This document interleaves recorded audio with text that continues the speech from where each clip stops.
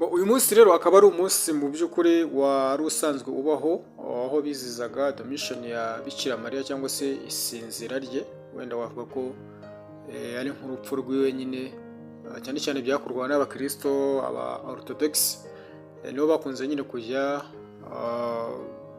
bizihiza uwo munsi.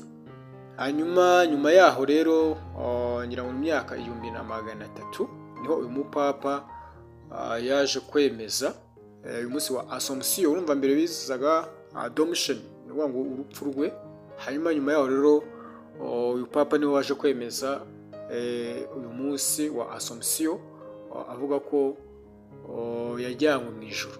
Rero abantu benshi usanga babijyaho impaka bati Bikira Mariya yajyanywe mu ijuru, abandi bati ntabwo ari byo.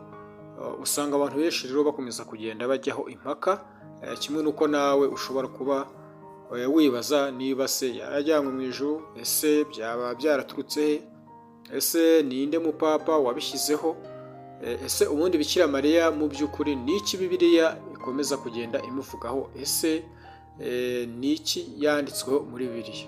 Rero tugiye kubaganiriza kugira ngo musobanukirwe, mujye mumwizihiza cyangwa se wenda mumenye n'iminsi runaka igihe yatangiriye ndetse n'ahantu yavuye. Rero ndabasuhuje kandi mbahaye ikaze, mbibutsa ko iyi ari Sobanukirwa 5 TV, ni televiziyo yanyu, televiziyo yacu. Aha naho tuganirira ibintu bijyanye n'iyobokamana, dusobanurira abantu benshi ibintu byinshi baba batagiye basobanukiwe. Tubagezaho rero iyobokamana ricukumbuye, ubusesenguzi, ndetse tukabagezaho n'ubutumwa bwiza mu ijambo ry'Imana.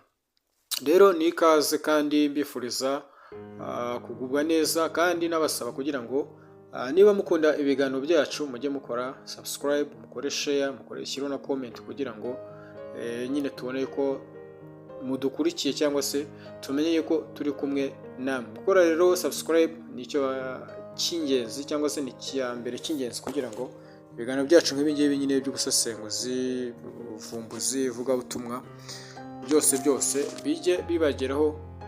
Nta kindi iyi channel yacu nyine ibereyeho, ni ukugira ngo tugende dufashanya, hanyuma nyine tugende tumenya ibintu byinshi cyane.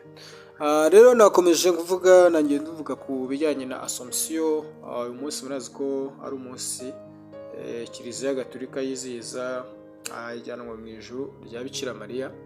Ari ryo nyine usanga abantu batavugaho rumwe, bamwe bati biriya ntibivuga, abandi bati twebwe turabyemera, bamwe bagashinjanya bati mwebwe muramya Bikira Mariya, abandi bati ntabwo tumuramya.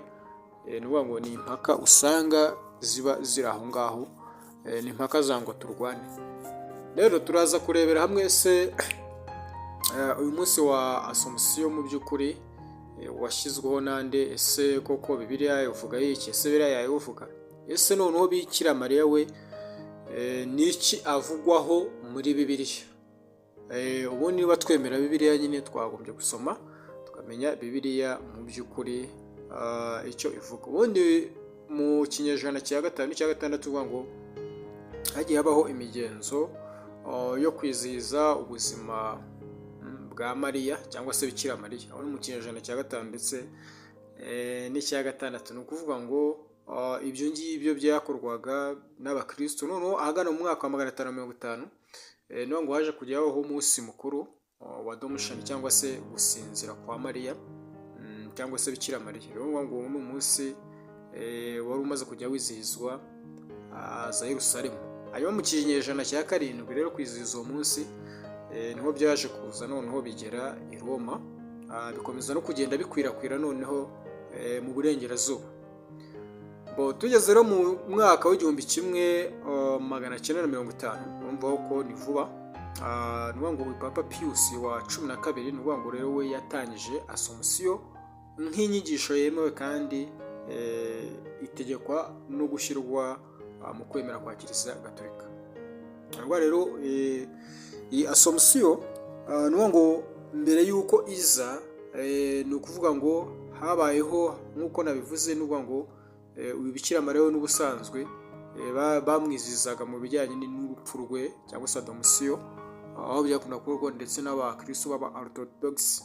Aho rero kwizihiza Assomption ubwo yatangiye mu by'ukuri kwizizwa mu 1950, ni ukuvuga ngo yasanze hari hamaze imyaka irenga 1300 izi nyigisho zigize gute,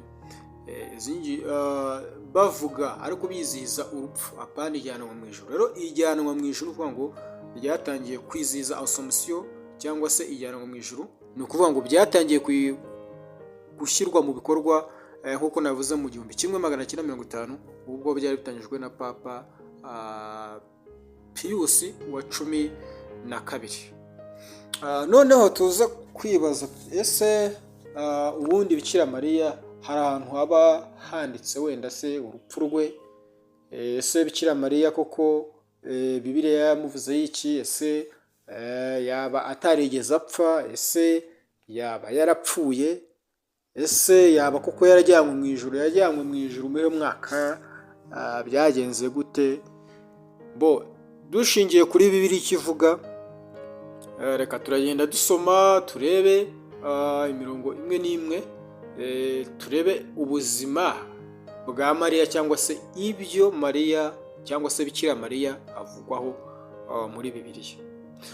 Iyo usomye Luka igice cya mbere uhereye ku murongo wa 26 ukageza ku murongo wa 56, ahangaha turaza gusangamo za nkuru, ya nkuru ya Mariya n'umumarayika cyangwa se na Gabriel. Hanyuma ahangaha nuko ngo ni igihe ari kwa Elizabeth. Ahangaha ni inkuru ndende, murabizi uburyo ki yagiye gusura Elizabeth. Murabizi ko ubwa mbere abanje kubwirwa ko azabyara umwana w'Imana, hanyuma aza kujya kwa Elizabeth. Agezeyo umwana barimo baganira ngo umwana yisimbiza mu nda. Ngira ngo iyo ni inkuru ya mbere tubanza kubona muri Bibiliya ivuga kuri Mariya cyangwa se Bikira Mariya. Indi nkuru ya kabiri turaza kubona inkuru iri mu gice cya Luka mu bice bibiri, aho dushobora guhera ku murongo wa mbere kugeza ku murongo wa 51. Ahangaha haraza kuvuga ku ivuka rya Yesu ndetse n'abashumba ubwabo bajya kumuramya birumvikana, ndetse tukaza kujya kubona Mariya mu rusengero, ndetse igihe Yesu yari afite imyaka nanone 12. Hanyuma muri Matayo igice cya mbere 18 tukaza kubona ibice 25 murongo 10 kugera ku 25, cyangwa se ibice bibiri bahere ku murongo wa 11 kugeza ku 21. Turaza kubona ivuka rya Yesu ndetse naho bahungiye muri Egiputa cyangwa se mu Misiri. Aho izi ni inkuru tugenda dusangamo Mariya cyangwa se Bikira Mariya. Yohana ibice bibiri umurongo wa mbere kujya ku 12 turaza gusangamo Mariya nanone aza kuvuga mu bukwe i Kana. Ahangaha ni igihe divayi yari ishize cyangwa se vino yari ishize, aho yabwiraga Yesu ko divayi bashiranye. Ngira ngo izi nkuru ntabwo ndi buze kugenda ndisoma, ahubwo nuko nzi neza ko izi nkuru muzizi. Niyo mpamvu nakomeje kugenda ngaragaza ese Mariya niki yaba yarakoze. Ese Bibiliya imugaragaza nk'umuntu waba inkuru ze muri Bibiliya niziye muri bwa rwego rwo kugira ngo tuze kumenya ngo ese ari ahantu koko haza kuvuga ko Mariya yaba yarajyanywe mu ijuru. Hanyuma inkuru yindi turi buze kubona ni inkuru turi buze gusanga muri Yohana ibice 19. Murazi ko na Mariya nawe muri cya gihe Yesu yari agiye ku musaraba, nawe murabizi ko nawe yari ari muri ba bagore. Yari muri ba bagore, nivuga ngo nawe yari ahari, yari ari muri bo. Rero inkuru ya nyuma turi buze kubona ni inkuru turi buze gusanga mu byakozwe n'intumwa igice cya mbere ndetse n'umurongo wa 14. Byakozwe n'intumwa igice cya mbere ku murongo waho wa 14 haragira ati byakozwe n'intumwa igice cya mbere umurongo waho wa 14. Nivuga ngo aba bose hamwe n'abagore na Mariya nyina wa Yesu na bene se bakomeza gusengana umutima uhuye. Ni ukuvuga ngo ni igihe Yesu yari amaze gupfa, igihe bari bagize gute, igihe bari bategereje bari hamwe, ni ukuvuga ngo ni igihe Yesu yari amaze gusubira hehe, igihe yari amaze kuzamurwa mu ijuru. Ibyo tubona aha ngaha, abigishwa be bagasubira hehe, bagasubira i Yerusalemu. Noneho inkuru ya nyuma imuvugwaho ni ukuvuga ngo icyo igaragaza ni iki, ni uko nawe tubona ko yari ari mu bandi bagore, kandi ngo barasengaga nyine. Abo ni ba bagore bari bari kumwe na Yesu, ni ukuvuga ngo Mariya nawe yari abarimo. Ni nacyo inkuru igaragaza mu by'ukuri. Nta kindi kintu Bikira Mariya yigeze avugwaho kigeze kirenga hano mu byakozwe n'intumwa, ibice byaho igice cya mbere n'umurongo wa 14. Ni ukuvuga ngo nta yindi nkuru, ntabwo bagaragaza ngo yarapfuye, ntabwo bavuga yuko yaba se yarajyanywe mu ijuru. Ni ukuvuga ngo Bibiliya nta hantu yigeze ibigaragaza. Icyo bamuvuzeho cyane yuko bavuze ngo abo bose hamwe n'abagore na Mariya nyina wa Yesu na bene se bakomeza gusengana umutima uhuye.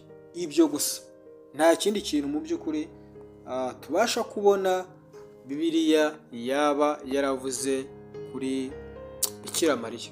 Uko rero nakomeje kubibasobanurira, twabonye uburyo ki byatangiye kwizihizwa mu 1950 bitangijwe na Papa Pius wa 12, ariko kandi imbere yaho bikaba byaragiye harizizwaga cyitwaga Domtion, cyangwa se isinzira, cyangwa se urupfu rwa Bikira Mariya. Ariko ibyo byakorwaga bikorwa n'abakristo b'aba Orthodox cyangwa se n'abakristo mu burengerazuba, ariko biza kugenda bikwirakwira kugeza ubwo uyu Papa Pius wa 12 yaje kubesha umugisha, cyangwa se noneho aza kwemeza iyi Assumption, noneho yijyana mu ijuru ya Bikira Mariya. Noneho anategekwa yuko iza ishyirwa mu nyigisho za Kiliziya, cyangwa se mu kwemera kwa Kiliziya. Akaba ariyo mpamvu uyu munsi ubona habaho umunsi w'ikiruhuko, umunsi wo kwizihiza iyana mu ijuru ya Bikira Mariya, ariko kandi nanone ridafite ahantu ryanditse muri Bibiliya.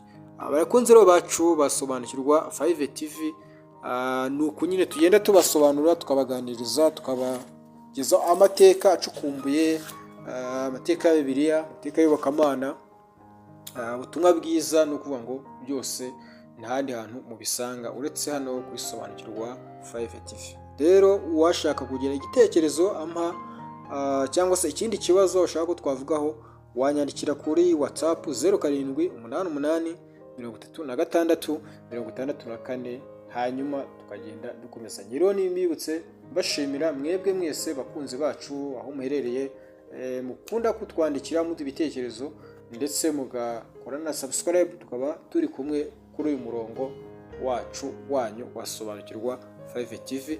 Reka twongere duhure mu biganiro byacu by'ubu.